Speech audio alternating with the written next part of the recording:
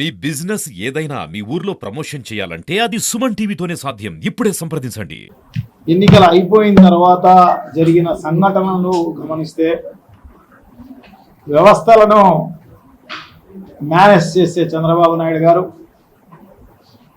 So ఇప్పుడు కూడా అటువంటి పనే జరిగింది అని చెప్పేసి నేనైతే భావిస్తున్నా. వ్యవస్థలను మేనేజ్ చేసే కార్యక్రమం సో తప్పకుండా ఈవీఎంస్ను ట్యాంపరింగ్ జరిగిన కార్యక్రమం నా నియోజకవర్గంలోనే కాదు త్రూఅవుట్ రాష్ట్రంలో అన్ని నియోజకవర్గాల్లో ఎంపిక చేసుకున్న బూతులను ట్యాంపరింగ్ చేసిన పరిస్థితి కనపడుతుంది అన్నమాట. సో తప్పకుండా మేమందరం కూడా డెఫినెట్గా దీని గురించి ఆలోచన చేయాల్సిన అవసరం తప్పకుండా ఉంది. సో దీనిపైన కోర్టుకు కూడా వెళ్ళే కార్యక్రమం తప్పకుండా చేస్తాం. సో డెఫినెట్గా ఇది జరుగుతుందని చెప్పేసి నేనైతే భావిస్తా. కోర్టులో ఉన్న మాకు న్యాయం జరుగుతుందేమో అని చెప్పేసి ఆశిస్తాం. సో డెఫినెట్గా ఎందుకంటే మా ముఖ్యమంత్రి గారు జగన్మోహన్ రెడ్డి గారు ఆయన ముఖ్యమంత్రిగా ఉన్న టైంలో సో అనేక రకాలైన సంక్షేమ కార్యక్రమాలు ఆ సంక్షేమ కార్యక్రమాలన్నీ కూడా ఏదైతే మేనిఫెస్టోలో చెప్పడం జరిగిందో అన్నీ కూడా నెరవేర్చిన ఘనత శ్రీ జగన్మోహన్ రెడ్డి గారు. సో తప్పకుండా ఎవరికి కూడా తెలుగుదేశం పార్టీకి కూడా నష్టం జరగకోకుండా పార్టీలకు అతీతంగా కులాలకు అతీతంగా మతాలకు అతీతంగా వర్గాలకు అతీతంగా అన్ని రకాలైన సంక్షేమ కార్యక్రమాలు చేయడం జరిగింది. అట్లాగే అన్ని గ్రామాలు అభివృద్ధి కార్యక్రమాలు కూడా జరిగిన పరిస్థితి మనం అందరం కూడా చూస్తున్నాం అన్నమాట.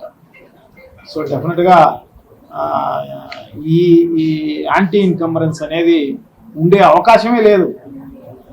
సో ఈ రకంగా రిజల్ట్ చూస్తే నిజంగా కూడా జగన్మోహన్ రెడ్డి గారు ఏం చేయలేదేమో, అందుకోసమే ఇంత 12 సీట్లకు దిగజార్చిన పరిస్థితి ఉంది అని చెప్పేసి అనుకునే పరిస్థితి ఉంటుందన్నమాట.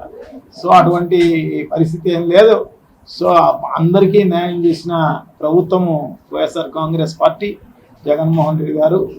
సో డెఫినెట్గా ఈ రిజల్ట్ కాదు, రావాల్సిన రిజల్ట్ ఇది కాదు, కానీ ఇది వ్యవస్థలు మేనేజ్ చేసే చంద్రబాబు నాయుడు గారు ఈ రకంగా ఉన్న పరిస్థితి. ఎందుకంటే ఎన్నికలు అయిపోతానే ఒక 15-20 రోజులు చంద్రబాబు నాయుడు గారు డిసప్పైర్ అయిపోయినారు. చంద్రబాబు నాయుడు గారు వాళ్ళ కొడుకు అందరూ ఉంటారు. సో మరి సింగపూర్లో కూర్చొని ఈ కార్యక్రమాలు ట్యాంపరింగ్ జరిగిందా, ఇంకొక చోట ట్యాంపరింగ్ జరిగిందా అనేది మనకు తెలుస్తుంది తొందరలోనే. ఎందుకంటే ఫిజికల్గా ఎక్కడా జరగలే, స్ట్రాంగ్ రూముల మీద పడి మార్చే పరిస్థితి ఈ జరగలేదు. కానీ ఇది టెక్నికల్ అన్నమాట. బార్ కోడ్ తెలిసి ఉంటే చాలు అన్నమాట. స్కాన్ చేసేసి ఏ నెంబర్ కావాలంటే ఆ నెంబర్ మార్చే కార్యక్రమం జరుగుతుంది అన్నమాట. సో ఆ బార్ కోడ్లు ఎలా సంపాదించినారు, ఎలా జరిగింది ఈ ట్యాంపరింగ్ అనేది తొందరలోనే తెలిసే కార్యక్రమం తప్పకుండా జరుగుతుందని చెప్పేసి నేనైతే భావిస్తాను అన్నమాట. ప్రజలందరూ కూడా ఈ రోజు కూడా ప్రజలందరూ మేమందరం కూడా ఓట్లు వేసినాం, మరి మా ఓట్లన్నీ ఎక్కడ పోయినాయని చెప్పేసి అడిగే పరిస్థితి ప్రతి ఒక్కరి నోట వినపడే కార్యక్రమం జరుగుతుంది అన్నమాట. సో ఇది పెద్ద రాష్ట్ర వ్యాపితమైన స్కామ్ ఇది.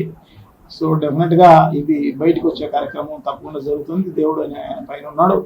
సో ప్రజల ఆశీర్వాదం ఉంది. డెఫినెట్గా మంచి జరిగే కార్యక్రమం జరుగుతుంది అని చెప్పి మేమైతే భావిస్తాం అన్నమాట. అవన్నీ బ్లఫ్ అండి, అది ఎంత మోసం. 2014లో కూడా 680 హామీలు దగ్గర ఇవ్వడం జరిగిందనమాట. ఒక్క హామీ అన్న నెరవేర్చడం జరిగింది. 100% నెరవేర్చిన పరిస్థితి ఏం లేదు. ఇప్పుడు కూడా అంతే, సూపర్ 6 అని ఇంకోటి అని 680 చెప్పలేదు. కానీ ఇవన్నీ కూడా కొంత మార్చి జగన్మోహన్ రెడ్డి గారు అందించే సంక్షేమ కార్యక్రమాలకు కొంత మార్పులు చేసేసి, అంటే అది అమలు చేయని విధంగా. ఎందుకంటే జగన్మోహన్ రెడ్డి గారు ఇచ్చినదే మనం ఏ నెలకు ఆ నెలకు వచ్చిన పన్నుల రూపేణ అయితేనేమి, కేంద్ర ప్రభుత్వం నుంచి వచ్చిన అయితేనేమి, మిగతా అన్ని చోట్ల నుంచి వచ్చిన డబ్బులన్నీ కలిపినా దానికి సాలలే అనమాట. సో ఇప్పుడు ఇవన్నీ కూడా దాదాపు డబల్ అయ్యే విధంగా ఇవన్నీ కూడా పెట్టడం జరిగింది. ఇవన్నీ కూడా జరిగే విషయాలు కావు, ఇవన్నీ కూడా అయ్యే విషయాలు కూడా కావన్నమాట. చంద్రబాబు కూడా తెలుసు ఇవన్నీ కూడా. అయినా ఆయన మాట ఇమీడియట్ గా మార్చే కార్యక్రమం జరుగుతుంది. ఎందుకంటే ఒకటే మాట అని సింపుల్ గా తప్పించుకునే దానికి అవకాశం ఉంటుంది అన్నమాట. ఎందుకంటే జగన్మోహన్ రెడ్డి గారు ఈ రాష్ట్రాన్ని ఖాళీ చేయడం జరిగింది, ఖజానా అంతా ఖాళీ చేయడం జరిగింది. దీన్ని సెటిల్ చేసేదానికి కొన్నేళ్ళు పడుతుంది. సో ఈ అన్నేళ్ళు పట్టిన తర్వాత సింపుల్ గా ఎప్పుడైతే ఆర్థిక వ్యవస్థ బాగుంటుందో అప్పుడు ఈ సూపర్ 6 అమలు చేస్తాం అని చెప్తాడు అన్నమాట. సింపుల్ ఆ రకంగా చెప్పేసి తప్పించుకునే కార్యక్రమం చేస్తాం. మనం ఎన్ని చూడలేదు, ఎప్పటి నుంచి చూస్తున్నాం చంద్రబాబు నాయుడు గారు.